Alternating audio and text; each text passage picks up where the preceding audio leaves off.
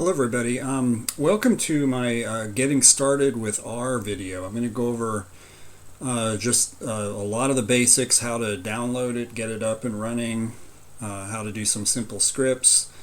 I know a lot of you are at sort of different places in the class regarding programming, and I just want to reiterate that I don't expect anyone to be an expert programmer, but I do expect us to kind of take the initiative and try to learn. That's how we all get to where we are, is by just working at it day by day and doing it.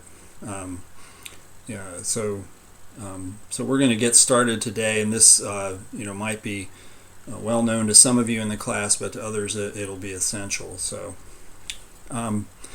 first of all, let's have a look at where to find R. So this is the CRAN, the Comprehensive R Archive Network web page. This is where you download the actual R software for either Windows or Mac OS or Linux. Hopefully before too long I'm going to try to convince all of you that you should maybe consider going over to Linux. We're going to be using R and RStudio for the course. So once you've installed R, it's important to remember that they're two separate things. R and RStudio are not the same thing. If you install RStudio by itself, you won't actually have R, and it won't work. It's really just an environment for running R. So you need to get R from the CRAN website here and go through these instructions and download it using the various installers. And then you're going to go to RStudio. And you're going to look for, this is a full developer's application, so there's, pricing associated with it, but it is open. They do have open source community version, which is where we're going to go to now. So if you go down to, down on the website here, you're going to look for the various products. And we're going to use RStudio. RStudio server will run RStudio basically, off of a web browser. If you're interested in that, you can try that. There's also RShiny, which is a really cool way to sort of, if you have a website and you want to use R sort of the way you would use JavaScript to put some action in the website, then RShiny is where those sorts of add-ons are found. And then the other thing that we use R for, and the main reason we use R as a language, it's been a language that's been around for a long time.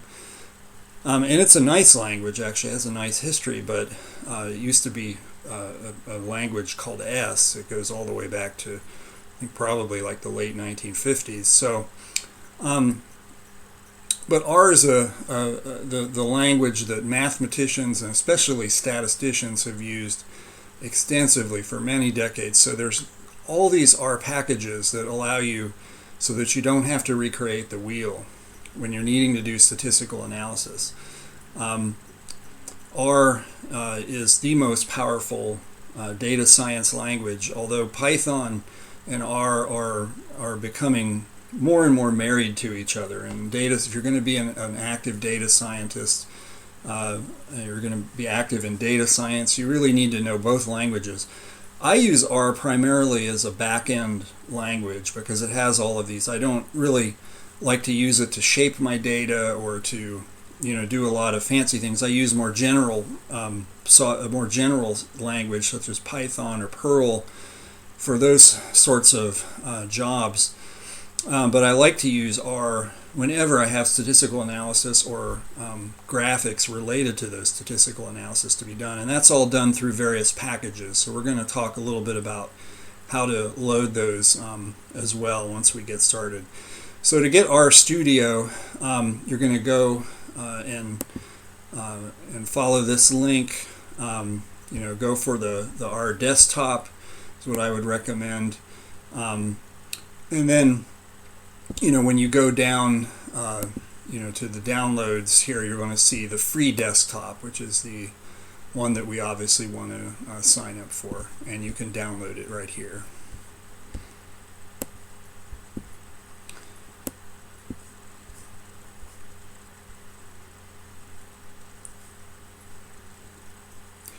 Now,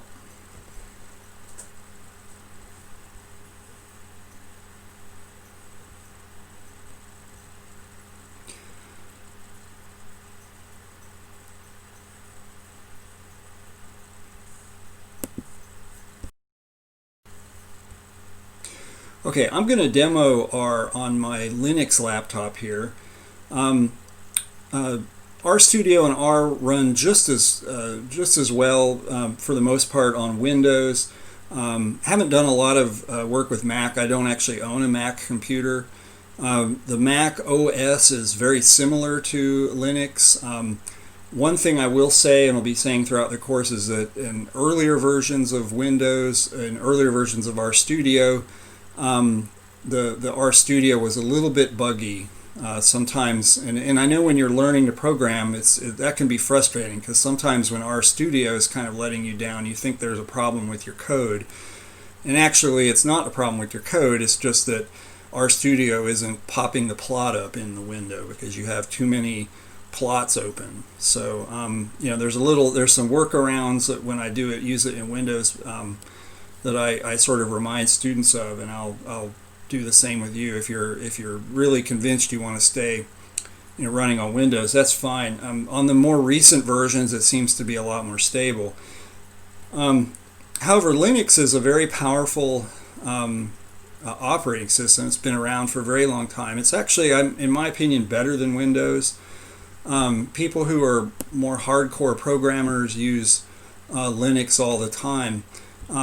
As you can see, it's very much like Windows. You have a desktop, you have an Office program, you have everything that you have in Windows.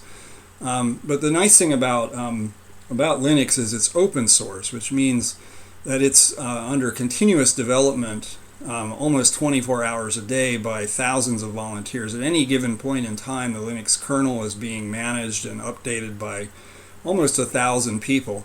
This is called open sourcing. It's a volunteer open source project, which means that it's totally free. You don't have to pay for it. You don't have to pay for programmers to develop it.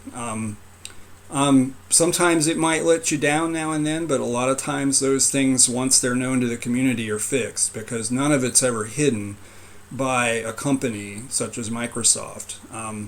The other thing that's great about Linux is it runs lightning fast on old laptops. And I'm going to have another video for you to watch. If you have an old, or your parents or your friend or somebody has a laptop worth $50, are going to throw it away, you would be surprised. If you grab it and put Linux on it, it will run faster than your brand new, right out of Best Buy, $2,000-$3,000 laptops running Windows. It is that fast especially on old hardware. The other reason we really love Linux, those of us in the Linux user community, is this. This is the Linux terminal. And the Linux terminal is just so much better than Windows. You can get a command prompt in Windows by going down and typing CMD, but it has none of the capabilities that we have with the Linux terminal or the Linux command line. So in my command line here, there's lots of things I can run. For instance, I can run a program called top, which will show me all the processes running at a given point in time and update. If I have graphics cards, I can check the state of those. With a program NVIDIA.SMI, and that shows me sort of what's running, what the loads are, things like that. So there's just all these kinds of built-in programs into Linux that you can run. There's another one called HTOP, which is a little prettier. So I can run all of these just wonderful things to check my system, see how it's running. If I'm threading things over the 8 CPUs I have in this laptop, I can watch how those are playing out here. So there's just lots of really cool, fun things you can do with Linux and the Linux terminal. But this is Linux Mint. There's lots of flavors of Linux. Some of them you pay for, some of them are free. they're all open source. They don't ever hide the code from the user. So when you buy a product that's Linux, such as Fedora, or if you're using Red Hat or something like that, you're really paying for support. You're not really paying for the product. The product is free. The product is open source. Most of us use what are known as the Debian style of Linux, and Linux Mint is one of these. I prefer Mint over Ubuntu. Ubuntu is great, but Mint's a little bit better with graphics cards and games, and it seems to have sort of a younger audience that is maintaining those new hardware architectures a little more cleanly. So I prefer Mint, and I love the aesthetics of it too, to be honest. The one thing that's different about Linux is when you're bringing down software, for instance. So Windows, you go on the internet. This is why Windows is kind of bad, because you go on the internet, you download things, you install them. You don't know where they're coming from. You don't know what they are. They could have a lot of adware and spyware and things like that. But with Linux, everything comes from a community repository that's been watched over and maintained and cleaned. So you don't have to run antiviral software on Linux. That's another great advantage of it.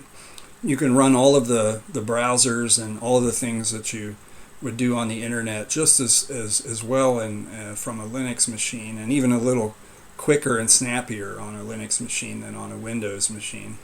But when you want software, you have to go and download it from the Debian repository, and we do that from the terminal. So typically sudo, that gives you your permission as a super user. So it's like sudo apt get is the way we would run that. And if I just want to ask for updates, for instance, from the repository, I can just say update, and then it'll ask me for my password.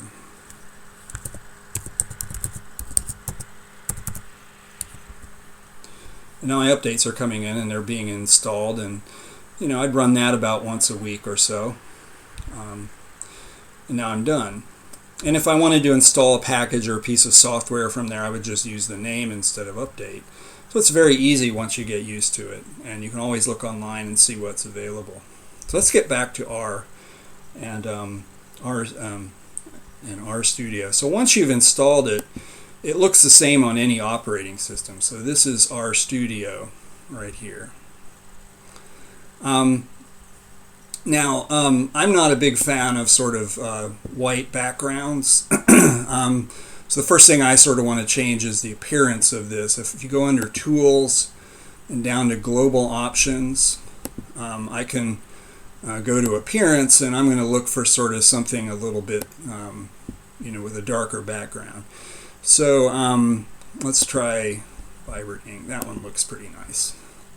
So you can change the appearance of RStudio, and we can get started right away. So our first program, now this is the R console. So this is sort of what R looks like on the console in RStudio. I could also open up the R console right from my terminal.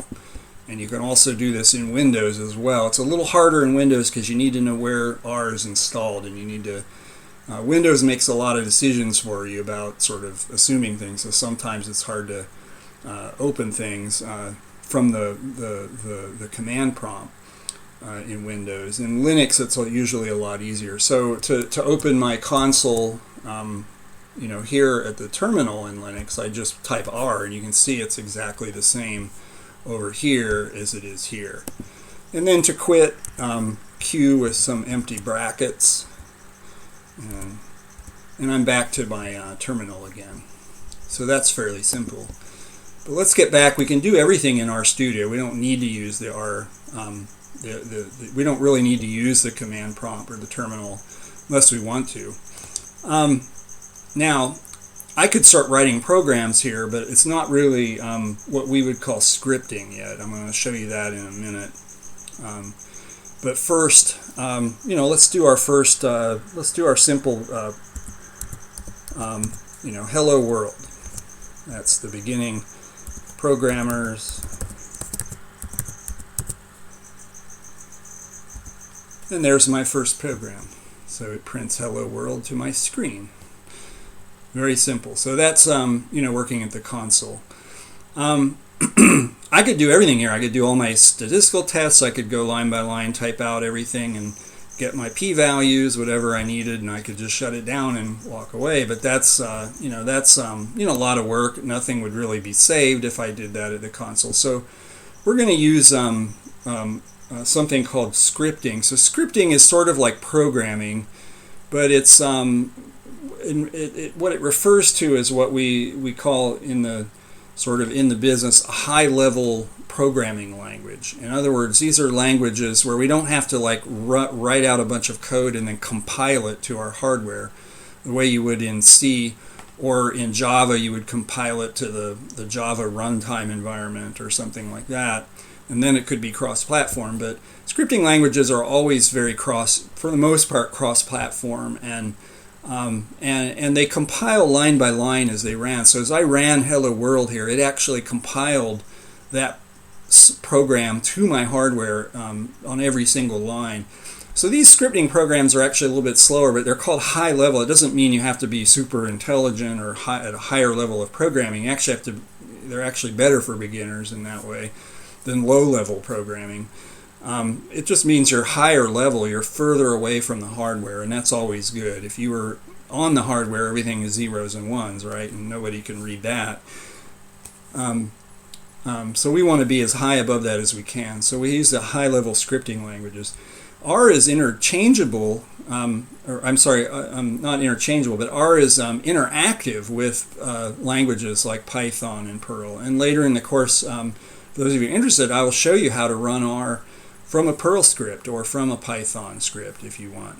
And that way you can just use the R test, and if you're not a big fan of R, you can just use it to write out your scripts and make your graphs and your plots really quickly, and you don't have to worry about becoming a super R user necessarily. That's certainly the way I like to do it. Okay, so let's go a little bit further here. So R has packages. Lots and lots of packages come with the base program. If I want to install R in Linux, I could do sudo apt-get here, and then r-core or r-base, or if I wanted development tools, r-dev, and that would install it without necessarily having to pull down a package. Now, there's all sorts of libraries that I might want to use, and I'll talk about these in a few minutes. Not quite yet. But we can see in RStudio what's running all the time, sort of over here. And so we have things running in our console. We're going to have a package manager over here, and then the other thing we're going to have a lot of are plots. So I usually keep the tab on plots because I'm always trying to graph data and look at it. So I can also open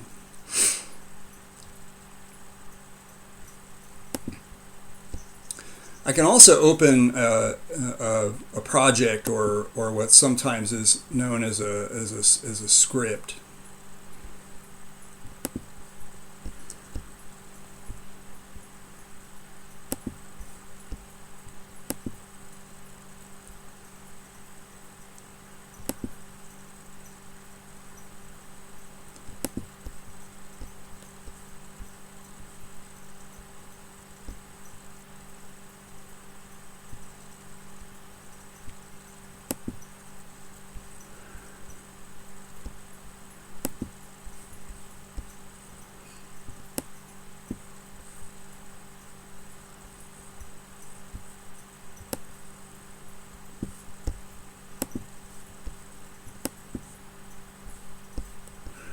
So here I have a relatively simple sort of program, and I'll go back and we'll talk about, go ahead and start with something relatively simple now. I'm going to run, now here I'm going to run, I'm going to run a script to do the same thing. Instead of running Hello World down here on the console, I want to run it from this file that I've labeled hello.r.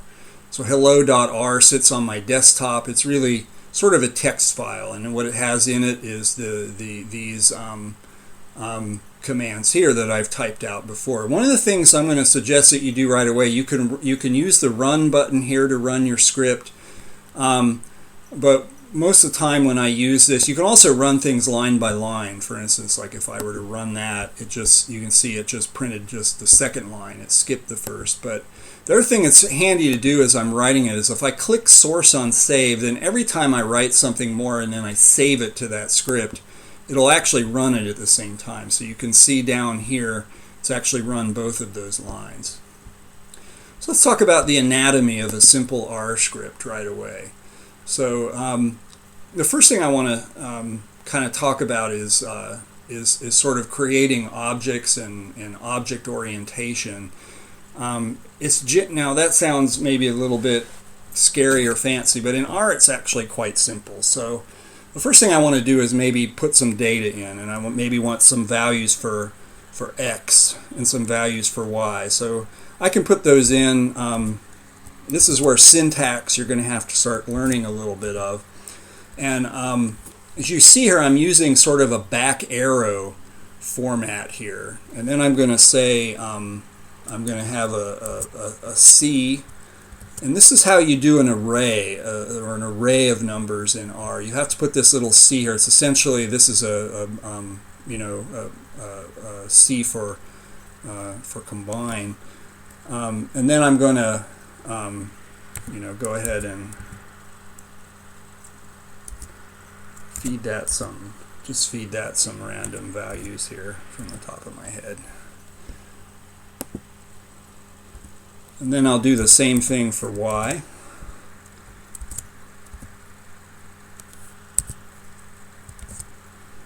Now we'll talk about importing and importing data from data files and things like that later on in the course. But right now I just want to get us sort of all started on the same page with some best practices and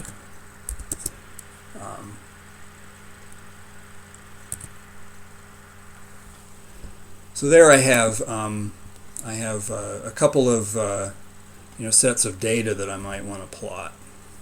Now the next thing I might want to do is simply plot that. Now I could, if I wanted to, I think I could just write plot, use a plotting function, X, Y, or wait, called those my X, my Y. And now when I save that, I've got a plot of some of those numbers over here.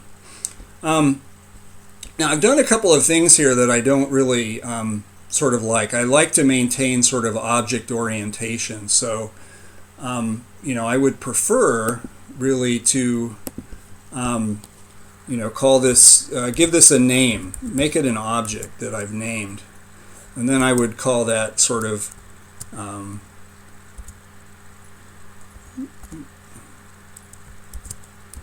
so now I've given it a name, myPlot.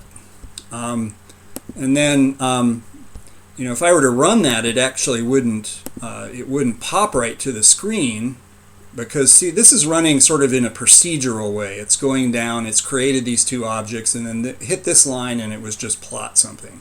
So that's what we call procedural code. Procedural styles of codes are like recipes. You do one line, and you go to the next line, and you do that, and you do that. The reason we don't really like that in a lot of languages, it's fine for scripting. I mean, I use procedural scripting all the time, really. And there's certain languages that, such as R and Perl, that are sort of naturally very procedural. But wherever you can put objects in, it's always good, because it does sort of two things. It makes it very easy to reuse lines of your code. So if I had a plot here that I like to use for scatter plots all the time, I could just cut and paste this line out and reuse it in lots of more useful ways. That's what object orientation in code does. I could also potentially The other reason why we like objects is it makes the logic of a script or logic of the code much more obvious, and it may take a little bit more more lines or more verbosity to sort of show that logic. But then see here, I would type, in order to see my plot, I would now go ahead and print my plot, and that should more or less do the same thing. Okay, so this is better. This is a sort of a more appropriate style, if you will. Now the other thing I can do is commenting. I'm going to encourage all of you. This would be my class project. So commenting is done in R with these hashtags. So you put this pound sign or hashtag in, and then things written on this line are not going to try to run. The computer's not going to try to compile that. So you can write anything you want here. So you can give this a title. You can also put them over here. You can say, I can say that this is my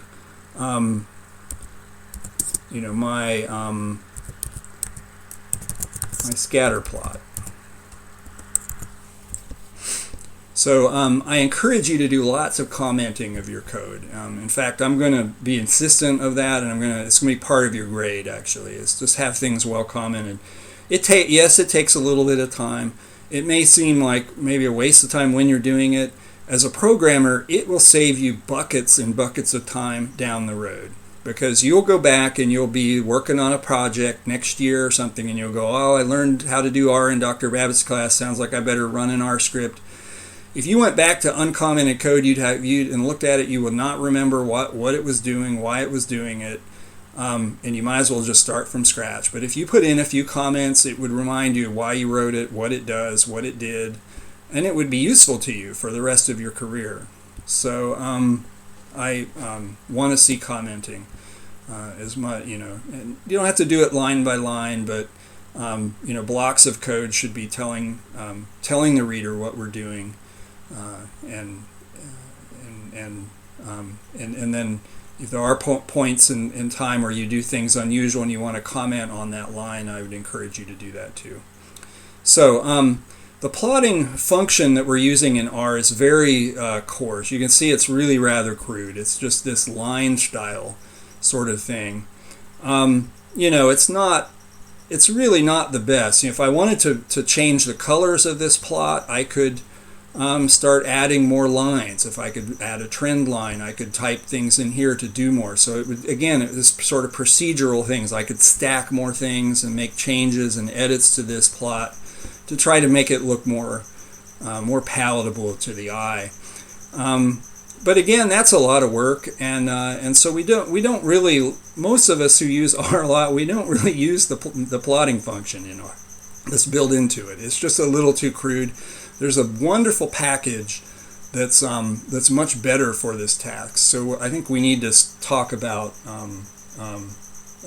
libraries in R and packages in R, and how to get the most out of that. So I'm going to start a new video, and we'll take